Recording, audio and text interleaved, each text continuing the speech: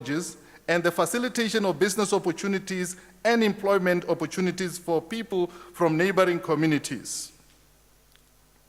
These objectives had been achieved by the time Simang left SANParks 7 years later in 2003.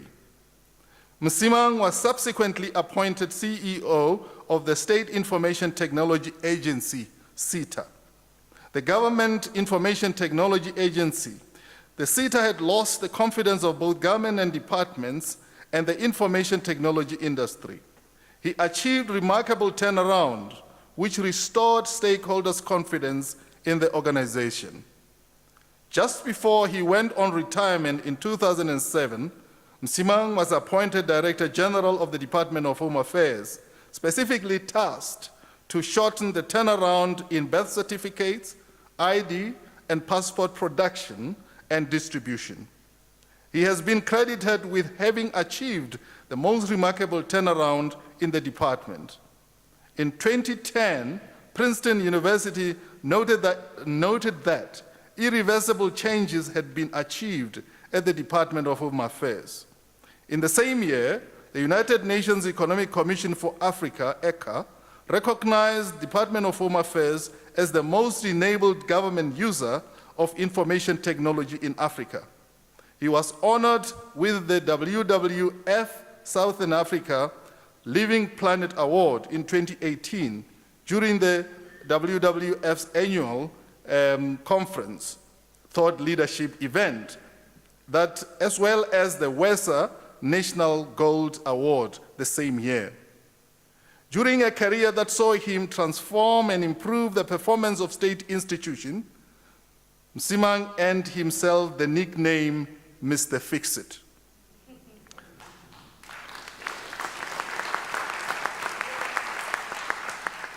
Msimang is passionate about conservation and environmental management. He has been a member of the WWF South Africa board since February 2011 and chairs its Social Ethics and Transformation Committee. He is a deputy chairperson of the African Parks Network, serves on the board of Peace Parks Foundation and the Community Conservation South Africa, and participates in many conservation colloquiums. A veteran of the African National Congress, Msimang is outspoken on issues of good governance and corruption.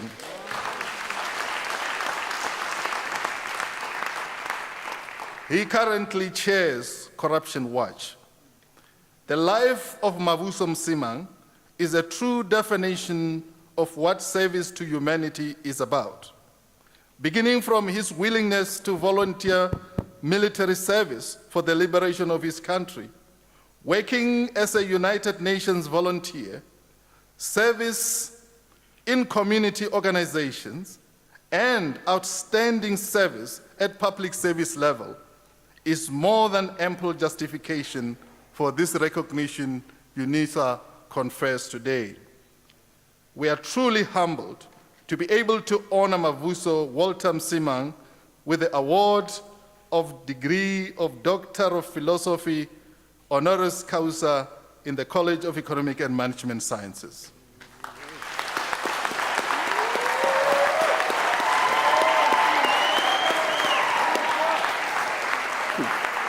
Mr. Chancellor, I now have the honor to request you to confer on Mr. Mavuso Walter Msimang the degree of Doctor of Philosophy, honoris causa. I confer the degree of Doctor of Philosophy, honoris causa on Mavuso Walter Msimang.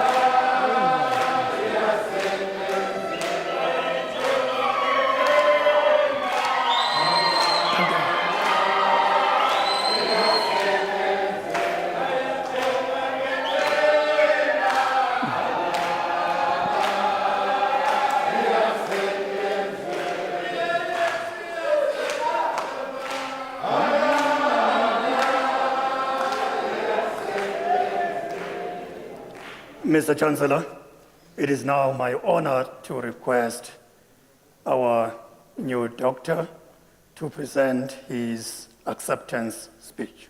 Thank you, Mr. Chancellor.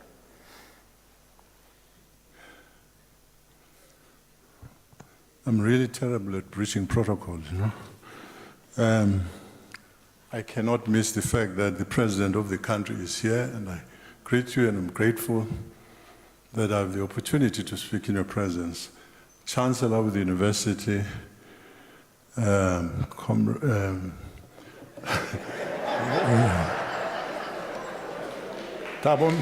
President Thabo Mbeki, the Senate, and everybody who is important around here. And thank you very much for being around with my family and with all of us to honor this occasion. Sometimes one doesn't even believe the things that are being said in these CVs, but you know, somebody writes this, it's by and large true. I thought I should start off by just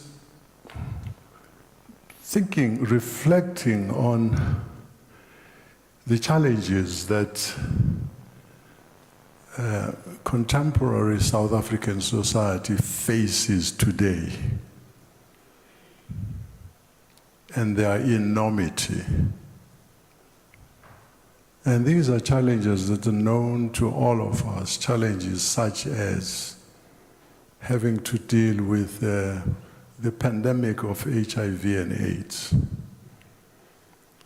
dealing with stubbornly rising levels of unemployment, having to deal with poverty, that our puny efforts at addressing it are being shown off as hopelessly inadequate. But the levels of unemployment too happening even pre-COVID-19, affecting everybody who is supposed to be in employment, but in particular, young people. You know, in face of these challenges, I sometimes think that those who are 50 years of age and older may actually be lucky to have been born at the time that they were, rather than today to have to deal with the projects that one is, with the problems that one is describing.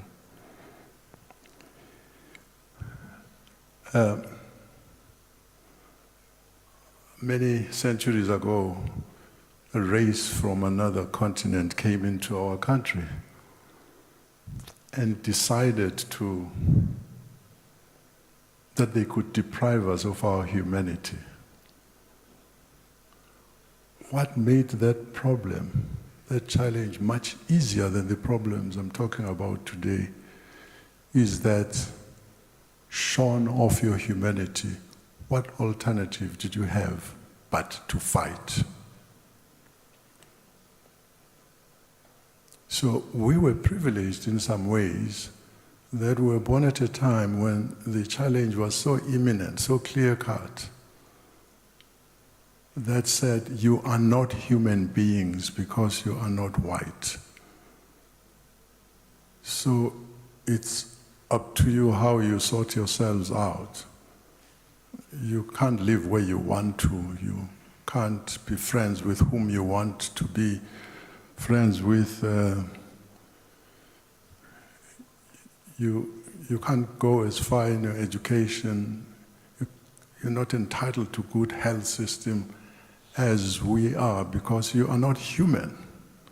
I'm saying that challenge was a lot more simple because it was clear-cut. You had to make a choice. I'm not by any means suggesting that it was easy. The penalties were very deep for those who decided to take up this challenge and say, you're crazy, we are human. But you were not going to deal with whether you get a vaccine or not, or how you deal with drugs and so on. It was you had to defend your humanity, and therefore it wasn't too difficult to volunteer to fight for the freedom of your country, of yourselves as human beings. The penalties were severe. I don't want to trivialize these things. They did all sorts of nasty things to people, put them in jail, killed them, banished others, tortured people, all the things that you can think of that inhumane people can perpetrate on others were meted out on our people. The point I'm really trying to make is that we must not say those were the heroes and today we lack them. We face very complex problems today dealing with the issues that are a lot more intractable than whatever we met. Well, one was lucky and privileged to have been born at the time, and so when the bugle was called for us to join and declare our humanity, which was being taken away by people, we did so, and one was able to go out. Some of it has been said in the CV, and we received phenomenal preparation, training-wise, politically, militarily, to be able to live up to the challenge that was facing us. That was a bit of a privilege, but we got exposed also, I was, to working with the people of Africa on issues called development. The famine in Ethiopia that was referred to a little earlier was a ravishing one. Millions of people, and there is no exaggeration about this, were killed because people had no food. One cut one's teeth there on issues of how to deal with human challenges of existence, of survival. Dealt with issues of clean, potable water, of primary health care, things that are essential to life. A privilege again, but opportunity, privilege and opportunity being seized. It's not all doom and gloom that we were born at the time that we were. So I think somebody mentioned that we went to train in Moscow. Yes, given a few bags of fertilizers here, if you have them, and some sulfuric acid, we could demonstrate what would happen to things. People who are sitting here if they were not behaving properly. But I think one of my greatest privileges was to be thrown into the lap of good fortune. I worked with an extraordinary human being called Oliver Tambo. Absolutely extraordinary human being. I still want to challenge the Chancellor of the university and a few others who knew Tambo to put together a project that should assist us to ensure that what our president is trying to do for our country succeeds. Because you're dealing with a person who was the most self-effacing leader. That he was highly intelligent is just a matter of his good fortune and good genes. But the greatness in him was that he was a just person. He was fair, and he was a leader of people. One was privileged, not as much as some of our comrades here, to work close enough with people of that caliber. I recall when I was charged with carrying out certain responsibilities in government, how when things were a little bit complicated, I would say to myself, how would OR deal with this? Whether it was a management issue, or if you allow me, a minister was crazy, thinking because they are in charge of you, they should expect you to behave in a particular way. You just think, how do I deal with this? And honestly, one would invoke him. And if I got it right 60–70% of the time, that is definitely thanks to his wisdom. The tasks that were carried out in the civil service have been mentioned. We are going through a difficult time right now. Something went wrong. I'm not going to ride on a hobby horse. This horse is almost being beaten to death now. But we do have a challenge of making sure that the civil service is not automatically, or public service rather, taken as the donkey of development. Countries like Singapore, if you like, many in Scandinavia, many countries that run their affairs properly do so through the public service. So there is absolutely no justification for people who call themselves public servants to not perform to requirement.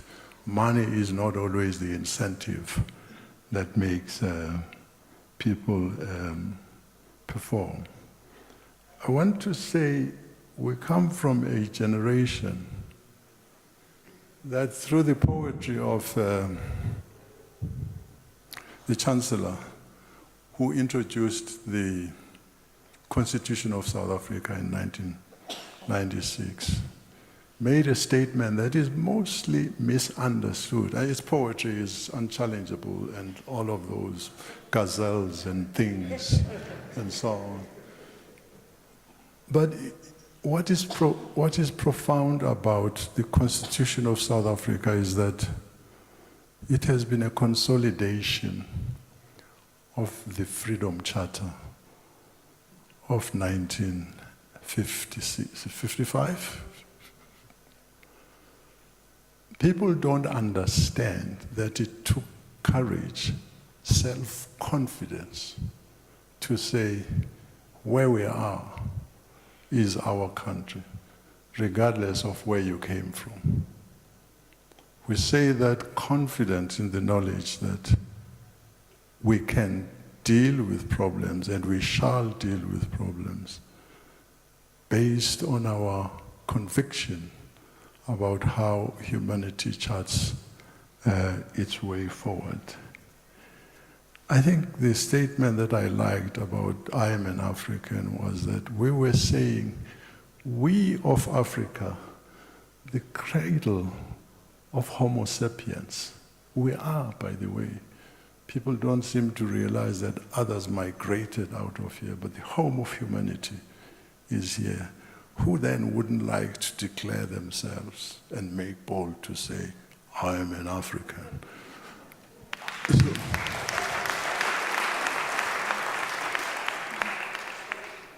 But in that speech, which I just want to hone in a little bit, we are then also being told, take it back to the Freedom Charter, that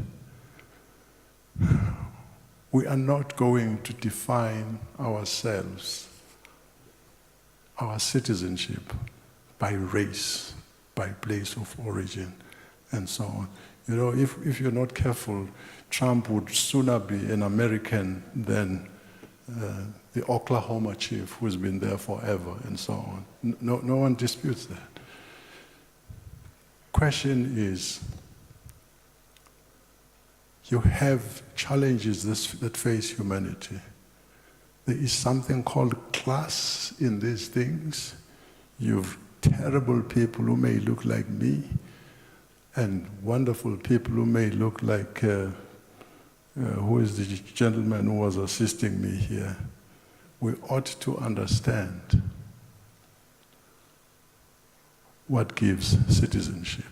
So we are South Africans, we are of this continent, proudly. But we are here and we declare for anyone who abides, qualifies and abides by the requirements of citizenship. We must translate this thing that's in the Freedom Charter and say, this is what it is now. It's a project that needs to be worked on. We still do talk. Maybe it's essential, but I think we must think hard about this. Whether there are minorities here, minorities to what? Whether there are Africans and not Africans. So we need to really think this thing out. I'm seeing some strange documents coming up that there's a new order being driven by some Umkhonto Wesizwe people. They don't belong to our Umkhonto Wesizwe. They are not us. We were told a long time ago that we cease activities. And in 1991, Umkhonto Wesizwe, as a vehicle for liberation, ceased to exist when there was agreement to form the SANDF, to allow these clowns. And Comrade President, we will have to ask that sometimes these idiots should not be given the audience to waste time when there is so much that needs to be done. We're seeing a priority listing of Africans, Asians, and whites. What rubbish is that? What has that got to do with anything? So we do have these challenges today, and this is what we, and to put myself among them, who believe in the Freedom Charter, absolutely do. You couldn't do anything even if you didn't believe it anyway, because people are here. And you've got to get the best of them. And some of the people have given off their best to not look like me and you. Let's find a way of dealing with socio-economic problems, economic problems, in a manner that they should be addressed, instead of making these emotional appeals to things that do not assist anybody at all. I would like to conclude by saying I do wish we could find a way in a project joined by whoever wishes to, of invoking O.R. Tambo's spirit. How do we deal with ethics in politics?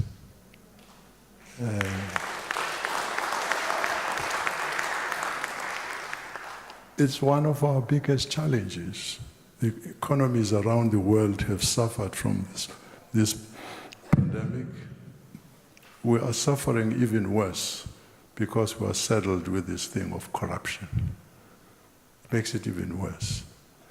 But I say it's an easy horse to ride. I rather climb on difficult ones. I conclude really by saying, those of us who cannot jump from one organization to another have to manage hope that is based on reality. If our organization starts to be creaky, without hope, of course, we won't get anywhere. And right now in South Africa, excuse me again, I just don't see, even our terribly weakened ANC, I just don't see anybody replace it. I don't know who would be able to run this country, certainly not in the short term. So it is absolutely important, for the sake of South Africa, that we do something. I don't know whether to support the ANC or to jack the ANC up to put it in a straight line where it can serve the people who put it in power. These are things These are challenges of today. And I'm very happy that you have spent your time listening to me. Thank you very much.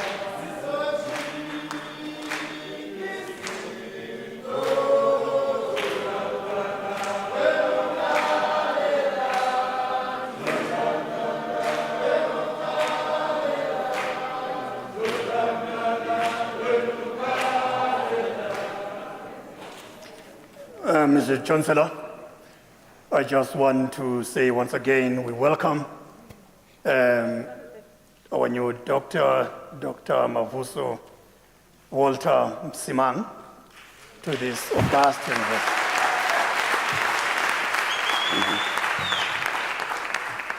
And Mr. Chancellor, having welcomed our 3 doctoral recipients who are well deserving, it is now my honor to request you to congratulate them for having been awarded these honorary doctoral degrees. Thank you.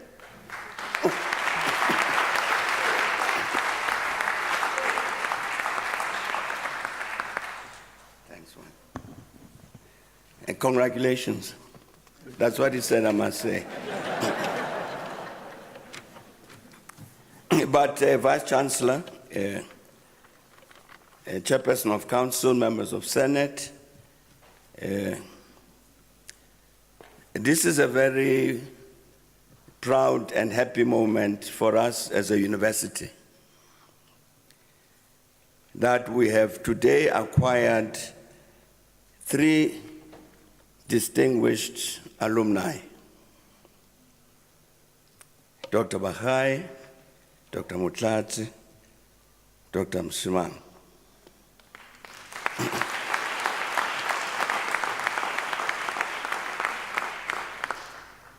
I must apologize that we started a bit late, and therefore I shan't be long. Normally they say for reasons beyond our control. But I'm saying this is a very proud and happy moment for us as a university.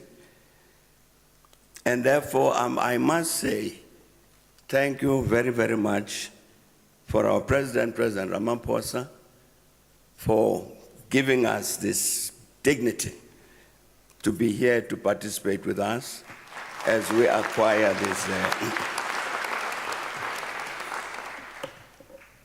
I must say the same thing to our leader, Prime Minister of Lesotho, Prime Minister Majoro. Thank you very much indeed for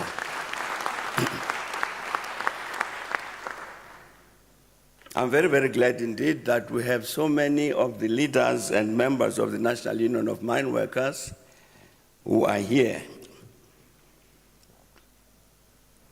And that also goes for our colleagues, our leaders from COSATU. They are, as I was sitting in that chair, I was looking at trying to identify who's in the hall. It's a bit of a difficult task because of the masks. But there are very many other important people in the room. I shan't mention them because I might miss 1 or 2, which would put me into trouble. But we'll welcome all of you. Thank you very much for coming to give us the strength that your presence gives us as we welcome these 3 new distinguished alumni of the University of South Africa.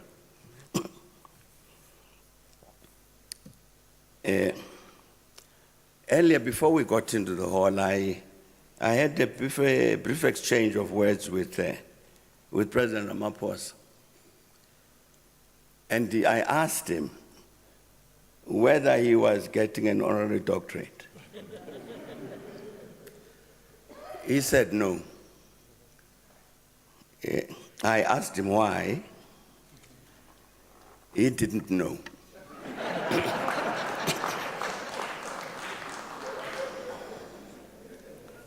President, I have spoken to the Vice Chancellor about this matter. Because you see, we had the first president of the NUM, who quite rightly got a doctorate. We had the first vice president of the NUM, who quite correctly got a doctorate.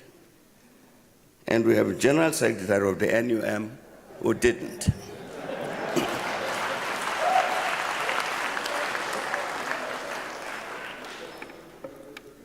So I've told the Vice Chancellor that with effect from tomorrow,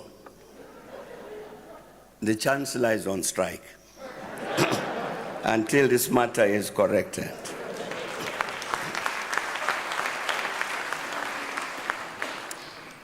As a university, as part of our vision says, we are the African university shaping futures in the service of humanity. We are very, very pleased indeed, as I was saying, as a university, to have these 3 alumni today. Because when we talk about the NUM,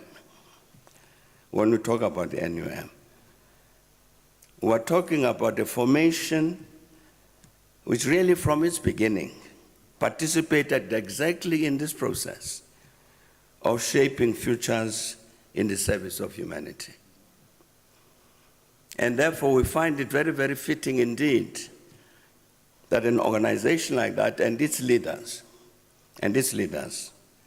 would come here as part of our alumni as a university, an African university that's shaping futures in the service of humanity. I think all of us would recognize what the situation was like in 1982 when the NUM was formed. And therefore, these leaders that we celebrate today, whom we honor, brought into the struggle at a very difficult moment a mighty force of the mine workers, who came into the struggle and made a very decisive contribution in terms of that struggle for the liberation of our people, and therefore a mighty contribution to this task, I'm saying, of shaping futures in the service of humanity. I was told by the ANC to go to school abroad in 1962. And so I went and ended up in a number of schools and came back permanently onto the continent in 1971 to Zambia. Now, Dr. Mavuso Msimang here, together with the late Krizani, were the 2 people who welcomed me back onto the continent. So I was very, very glad indeed when I heard that he is getting this doctorate, because I know something about him.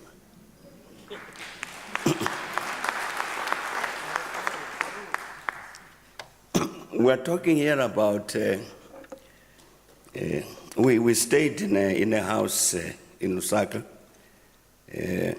in an area called Makeni. I can't remember how many we were in this house, probably 10, 12, something. There were no beds. So there were no mattresses either. So you would have to, when we got up in the morning, you have to roll the bed nicely and put it there like they do in prison, so that it looks very tidy. And in the evening, you roll out the bed. So some of the beds are your mattress, and some you put on top. What is remarkable about that story is not him and me and Chris doing that. What's remarkable about that story is that Oliver Tambo did the same thing in the same house.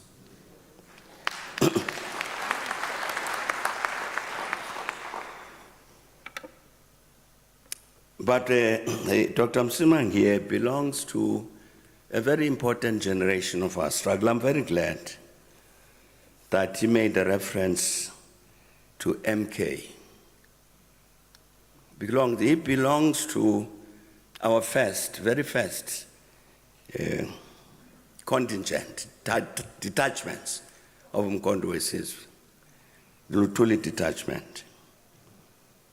And for some time he served in the high command of the Lutuli detachment. So if we want to hear something about what MK is, what MK stands for, this is where we should come.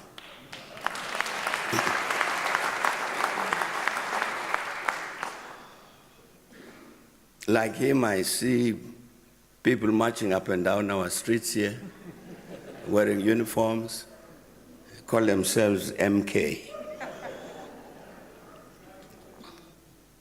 That's not the MK he knows, and that's not the MK I know. But I'm talking about an MK which, like the NUM, was very central to this matter of shaping futures in the service of humanity.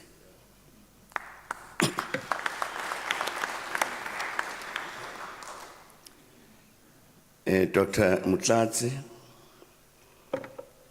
Dr. Msimang talked a bit about the challenges we face as a country.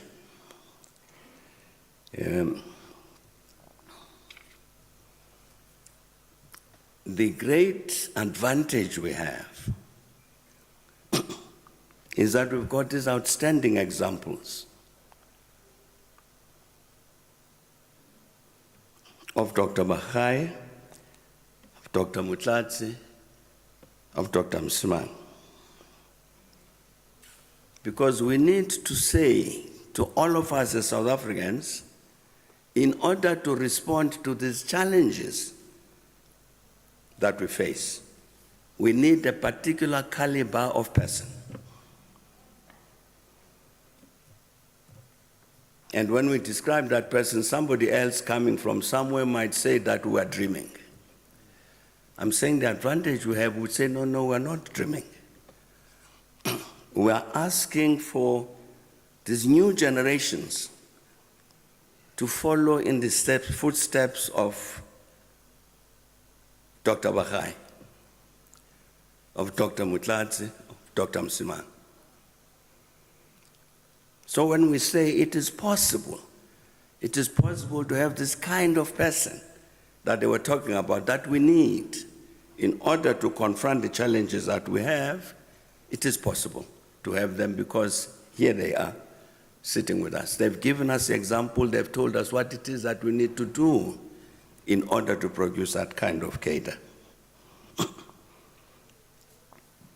Dr. Mavuso gave out a challenge and said people need to come together in a sense to reproduce more Oliver Tambos.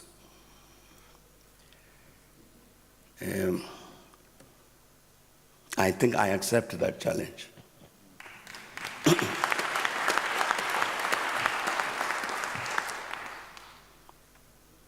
I think the country is in such a difficult situation, President Ramaphosa, you know this better than all of us. The country is in such a difficult situation that indeed we have no choice, no option with regard to that particular matter of the reproduction of the Baha'is, of the Mutlatsis, of the Msimangs, of the Tambos, so that indeed we are able to deal with all of the challenges that we face. Congratulations to our doctors, new members of our new alumni of the University of South Africa. We are very, very pleased indeed that we have acquired as alumni of the university, such distinguished patriots. And thank you to everybody for coming us and gracing this important occasion. Thanks a lot.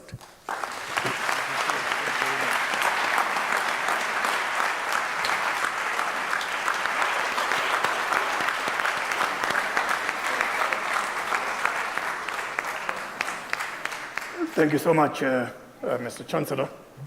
I just want to say at this point, as we appreciate the proceedings of this graduation ceremony, it is appropriate to remind everyone who's part and parcel of these proceedings that, by the way, as a university, we also pride ourselves with an arrangement where we support those who are yearning to pursue education, but unfortunately do not have the means to do so. And we do that by inviting our communities to become part and parcel of the university community by just making a contribution. This contribution should never be seen as a contribution that is expected from those who have deep pockets, but rather a contribution that just instills in all of us that sense of philanthropy. It is so simple. It just has to happen. With time, you internalize it, and it ends up coming naturally.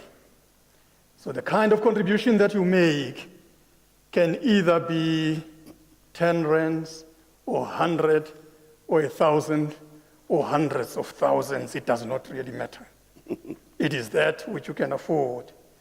But I can just tell you one thing for nothing, that such a contribution, however small it may be, makes a significant difference in a person's life. Think about a person who cannot pursue education. By that contribution that you shall have made, that person will earn a qualification. That's the beauty of what philanthropy is all about. It has nothing to do, as I say, with being well endowed with resources. So we need to build this as Africans so that we can have this self-reliance once again that I spoke about. Now, after this announcement, Mr. Chancellor, I would now like to request all of us to rise for the singing of the national anthem, the words of which are to be found in our own programs. And Mr. Chancellor,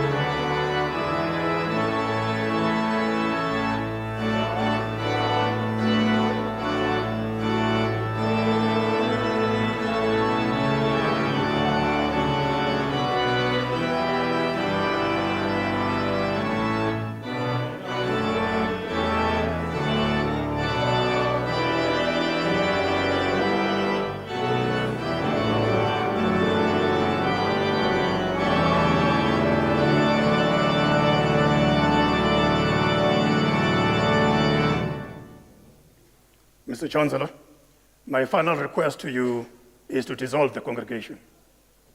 By virtue of the powers entrusted to me, I dissolve the congregation of the University of South Africa.